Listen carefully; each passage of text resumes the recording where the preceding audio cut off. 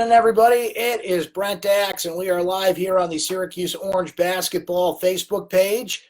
Coming off the heels of, hey, that's sports for you, folks. You just never know. To use one of the oldest expressions out there, that's why you play the games, because who would have thought that Syracuse would go to Charlottesville and beat Virginia today and beat them in overtime, but that's just what Syracuse did. A final score of 63-55. And Syracuse gets a badly needed big win, clearly the signature win of the season, and a big win if they're going to stay, and their hopes are still pretty slim, but they're not dead yet. If they want to stay in the conversation for the NCAA tournament, Syracuse just picked up a big, big win. Thanks for being here today live. If you're watching a little bit later on YouTube, we do put these chats live on YouTube as well on the Syracuse Orange Sports YouTube page. However, you're taking this in. We appreciate you being here today. You guys get in the comments. Do your thing, and I'll respond to you guys coming up here shortly. Here's the most unbelievable stat. Two unbelievable stats, really, amongst many here that we've got to mention. One is this. So Syracuse scored 19 points in the second half of this game, enough to send it to overtime. This game goes to overtime, tied at 43. Now think about, and I tweeted this as well, how many games in college basketball have gone to overtime tied at 43 after, say, like 1970, right? Not a lot. Syracuse scored more points in overtime than they did in the second half. 20 points in overtime, 5 3-pointers included. Buddy Boeheim gets the timing award in this game. Buddy Boeheim couldn't hit water if he fell out of a boat for most of this game, but he hit the shots that mattered, including an unreal shot. He's near midcourt. Shot clock's winding down. He gets it off, clearly gets it off with a second to go. I don't know if he called bank or not, but kind of banked it, rattled around the rim, and goes in. It was all of a sudden Syracuse's time. Look, this was a game where Syracuse adjusted to Virginia's pace. You knew it was going to be an ugly game. You knew that Virginia, with the number one defensive efficiency in the country, the pack line defense, everything we know about this Cavaliers team, the Cavaliers team that held Syracuse to 34 points, the lowest mark since World War II for Syracuse in the first matchup. But that's the first game of the season, and Virginia, the defending national champions at that point, even without 3 key players from that national championship team, had a big advantage in that one. Syracuse turned around the second time. They were patient. They played great defense. They rebounded. They overcame some turnovers. They didn't get quite the points off turnovers that they needed. But I was really impressed with the poise and the grit that Syracuse played with in this game, because Virginia will just suck all the patience out of you. They will frustrate you. They will force you into bad offensive possessions, and that's what they count on. And Buddy was missing, and Girard was missing, and the offense wasn't exactly flowing. Syracuse got into foul trouble, but they made enough shots. Elijah Hughes would come through with a 3 here and there, and then we saw the offensive explosion when it mattered the most for the Orange. So the second most unbelievable stat I got to throw at you, not from the box score I'm about to give you some things from, if you had the over in this game for entertainment purposes only, right? You cashed in. The over-under, I saw it at 110. I saw it at 114. Different places had it. But to take the over in the Syracuse-Virginia game, not exactly a smart bet, but actually turned out to be.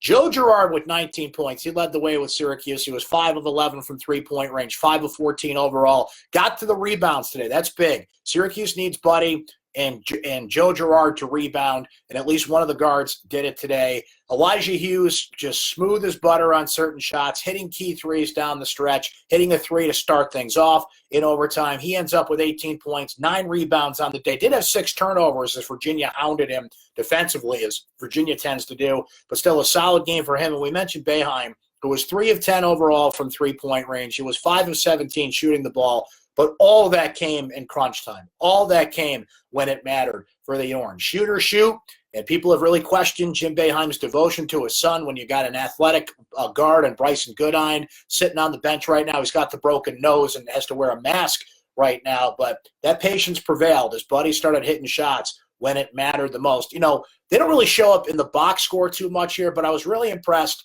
And I hope we continue to see Jim Boeheim give Howard Washington Jr. and Jesse Edwards some time. Now, Jesse played mostly because Quincy Guerrier got into quick foul trouble, and then Marek Dolezaj and Barama Sidibe got into foul trouble. But the only guy that fouled out of this game, and at the rate they were going, it wasn't looking this smooth, but the only guy who did end up fouling out of this game was Barama Sidibe. So he fouls out. He finished with 4 points, 9 rebounds on the day. Dolezaj with 11 rebounds, 7 points for him, 5 assists, that usual stat stuffer box score that you get from Marek.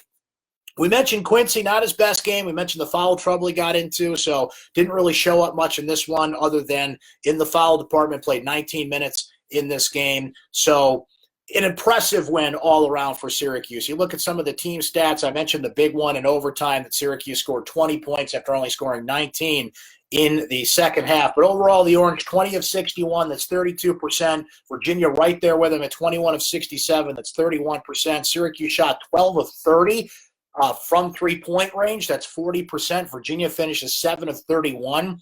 That's 22% from three-point range. Syracuse hung in there on the boards. They lost the rebounding battle 47-44, but it was really important for Syracuse to do that, and they hung in there. We mentioned Marek's 11 boards. Elijah had 9 rebounds, and that was just really key for Syracuse to hang in there. Turnovers were higher than their average on the season, 15 turnovers for Virginia. They only averaged 12. Syracuse continues to turn the ball over at a low rate. This is one of those kind of hidden stats with the Orange that doesn't get talked about a lot. Their assist-to-turnover ratio has been terrific this season. 12 turnovers, and against Virginia, you will take that. And Virginia cashed in more points off turnovers, 18-11. But, boy, when it really mattered down the stretch, Syracuse came through. So it's a win that renews their very slim, but at least still alive, NCAA tournament hopes. And, frankly, it renews interest in this team. Had Syracuse lost this game, fallen to 500, the conversations would really be stirring about Jim Boeheim's potential first losing season, which frankly is still possible if this team can't build off this and improve off this and have the balanced scoring that they did today. And, what you want is a team that is at least in the conversation and is relevant. And it's only the middle of January. They still have a ton of big games to go, most of them coming in February. But this was a much-needed win. Virginia might fall off the quad one line. I don't think they will, but it's possible, certainly. But they just needed not only a big win for their tournament resume, a big win on the schedule generally, just to keep people engaged well beyond what people thought could be a team that would end its season and the interest in the season, looking at NIT brackets more than NCAA brackets at this point. And Syracuse still has a lot of work to do to get back in that conversation. They got to win some take care of business games coming up. They got Boston College on Wednesday night at the Dome. They got Pittsburgh after that. Duke's coming up on February 1st. Louisville is coming up in February. Florida State, 3 big games in the month of February for the Orange. But for now, for this game, for this day, Syracuse fans are celebrating a big win over the Cavaliers. All right, let's hop in the comments here, see what you guys are saying. Love seeing where you guys check in from. Check in where you're watching from today. I love seeing where you guys are from. A very balmy 60 degrees in Syracuse today, believe it or not. If you're watching from warmer locales, usually we're somewhere in the 20s around here. It was windy and rainy all day pretty much, but I'll take 60 degrees. This is the shirt I wore all day, just kind of a long sleeve shirt. That's all I had to wear today in Syracuse in mid-January. I will take it. North Carolina for Nancy. Mary Ellen saying, great win. Well played in overtime. They played like they wanted to win. Jermaine checking in. Always good to see you, my friend. Now we need to keep it up, especially if they plan on making the NCAA. Josh thinks it was Marek's best game ever. Might be up there certainly with, he had a huge defensive play that led to a 3 down the stretch. We mentioned the 11 rebounds he had.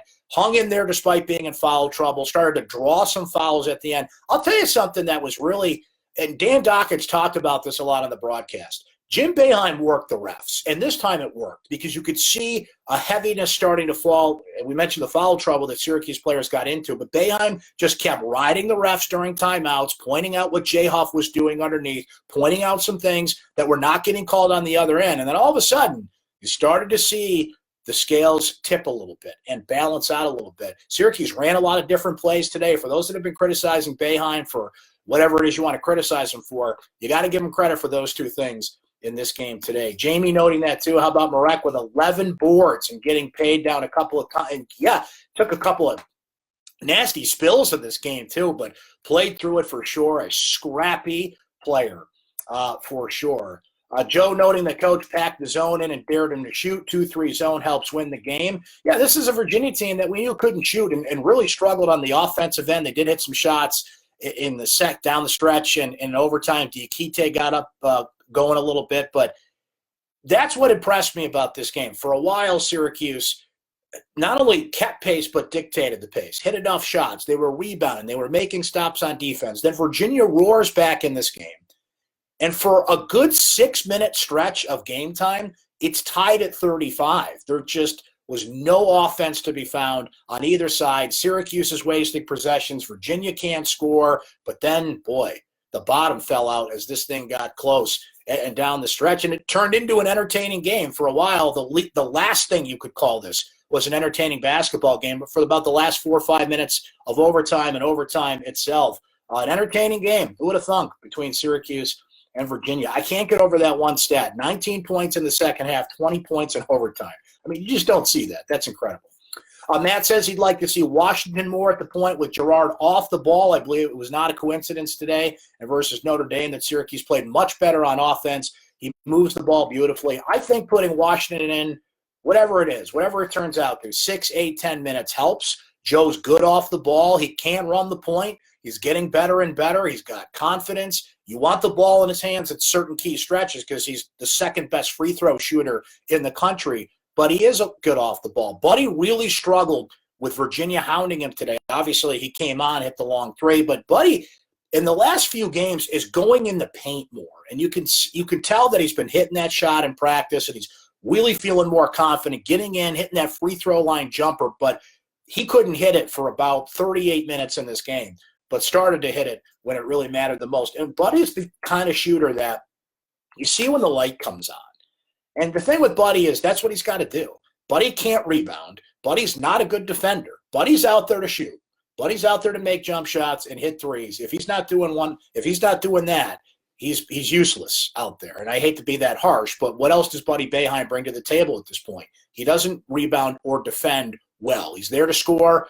He did it today, but it can really test your patience. But the thing is, and people will bring up Bryson Goodine, but there's not somebody really knocking on Buddy's door to come in off the bench and take his spot. What you do is what was suggested. You put Howard in a little bit, put Joe at the 2. Elijah could get in at the 2 at times. But, hey, Buddy, the patience paid off today. He really tested it, but came through when it mattered the most.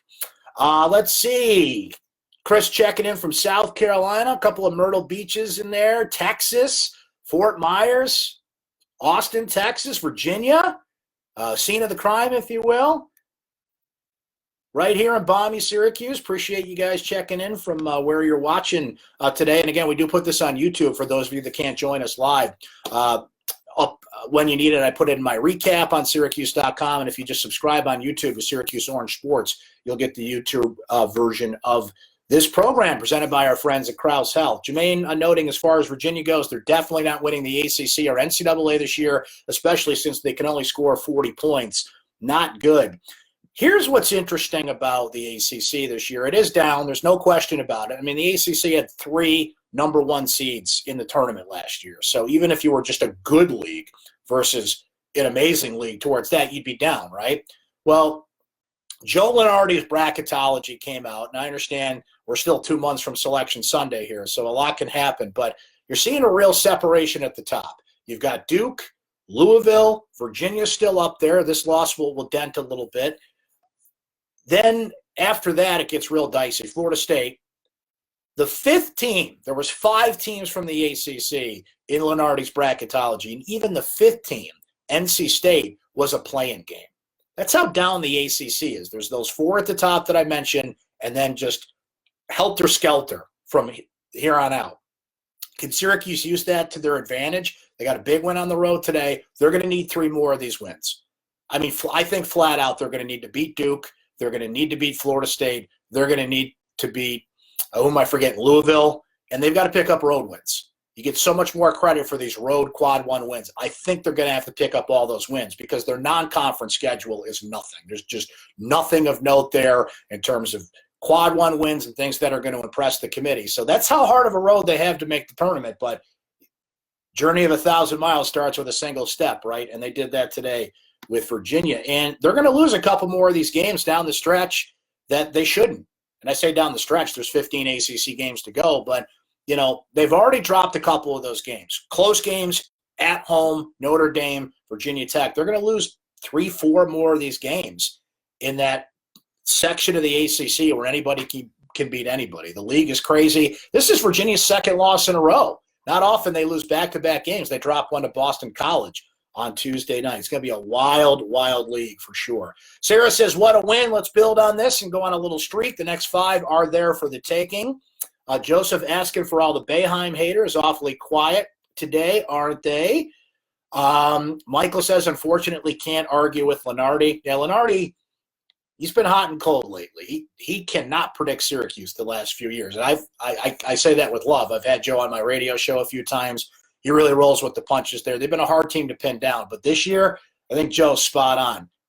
Only 4 teams potentially from the ACC. That's incredible to think about. But, transition, a lot of players left early that weren't anticipated to leave early. The league just kind of got caught one of those years. There's still some great players in this league, but you don't have like the Zion Williamson, R.J. Barrett level stars. You got a lot of really good players. And the best player in the ACC is Cole Anthony. He's not even playing right now because he's hurt for North Carolina. He'll probably be back. Syracuse plays North Carolina at the Dome on February 29th, so we're still a ways out from that. But you got to wonder. And I talked to a friend of mine, David Glenn, who does radio in the North Carolina area on Friday. And he said everything he's heard is that Cole Anthony, when he's healthy, he'll play, and he won't sit out until the draft. Some players have done that. James Weissman, the guy at Memphis, was going to be the number 1 overall pick, had a lot of eligibility issues. I'm sure you remember that crazy story from a couple months back. He's just going to sit out until the draft. Syracuse had a recruit, a 5-star recruit, Darius Baisley, never even showed up. He just said, I'm going to go intern at New Balance for a few months and then go in the draft. It worked. He got drafted. He's in the league. So I wouldn't blame Cole Anthony if he doesn't come back, but we shall see. I hope he does because I want to see him play at the Dome. Tony noting how much Buddy's missed some shots in this game and they were still in it because you got enough from Hughes. And see, Buddy can't have these kind of offensive performances against better offensive teams, right? Virginia was harassing him, making him take off-center shots. It's weird. Buddy's sometimes better when he's contested and when he's got those wide-open looks, but found a shot. We haven't talked enough about Joe. I think Joe showed a lot of courage in this game. I mean, when you look at his shooting numbers overall, let's see, he's 5 of 14, all of those coming from three-point range. He had some big shots. Timing is everything when you play Virginia. You've got to take those open looks when they come, get those points, because there are going to be stretches. We mentioned it where you can go 4 or 5 minutes in a game like this and not score.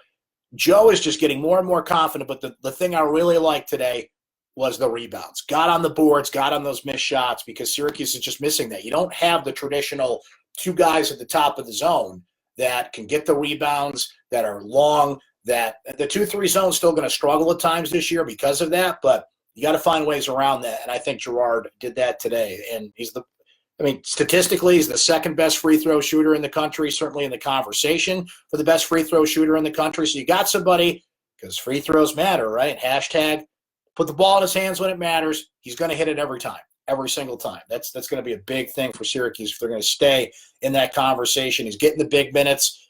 And Mike, I see your comment there that Joe's exceeding expectations and playing the 1.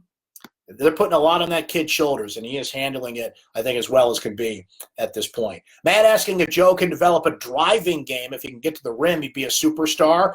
He's certainly working on it. I've seen him do it. It's just a matter of, I think he's got to be careful when he drives in because he is 6'1", and I admire the confidence that he has and the guts that he has, but you got to be smart about driving inside and taking on some of these big teams, particularly a Virginia team that knows how to pack it in. But his confidence is there, and that is a confidence that has come from putting up just shot after shot after shot since the time was kid. I'm sure you guys have read some stories and heard about Joe and the work that he put in with Jimmer Fredette, the other Glens Falls legend, and what kind of high school player he was, and the records that he had. He just has a refined shot for someone who's a freshman in college. It looks like he's been playing basketball a lot longer than his age, if that makes any sense. He just has a refined shot. So that's the next step, Matt. Can he get inside? Can he pump fake a little bit, hit that jumper right inside the three-point shot, which his buddy is working a lot on, and we saw a couple of those big shots today.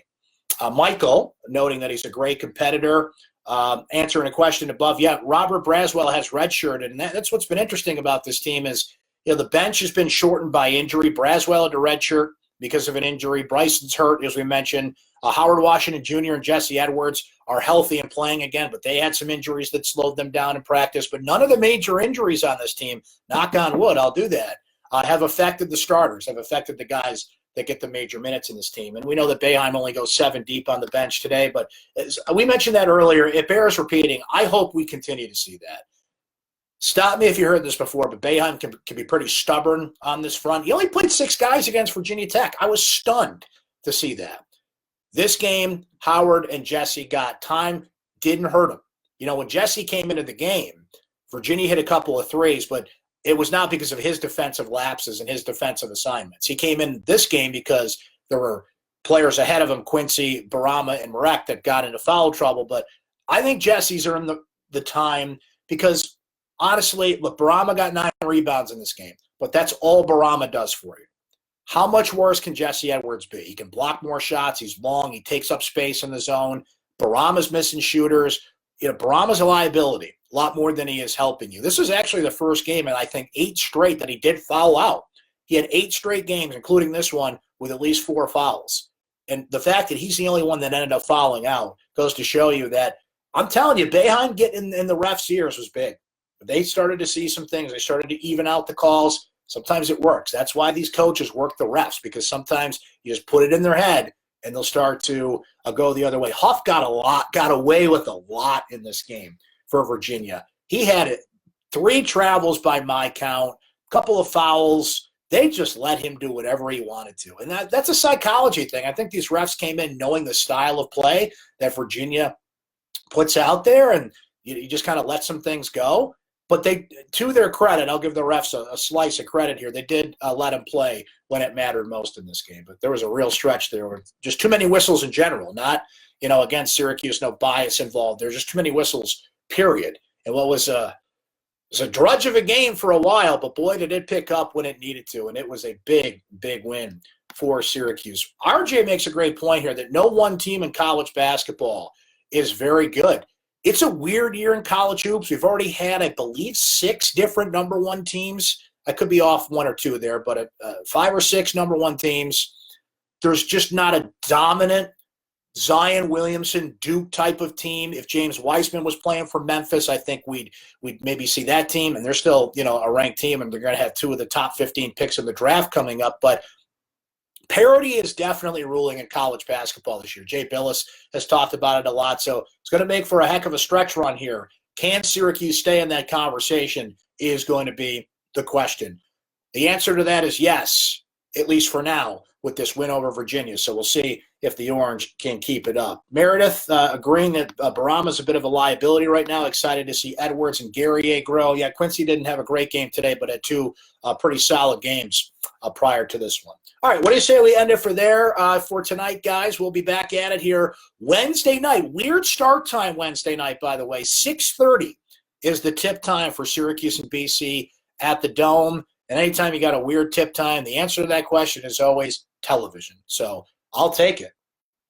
I like those early games. Uncle Brent doesn't like staying up late. So we'll take that early start. We'll be right here on Facebook, Syracuse Orange basketball page, live after the game, thanks to Krause Health. But if you miss it, we'll put this up on YouTube so you can check it out on your time on demand. Enjoy the rest of your weekend, okay? We'll come back on Wednesday night, do this whole darn thing all over again. Thanks for hanging with us tonight, though, here on Facebook.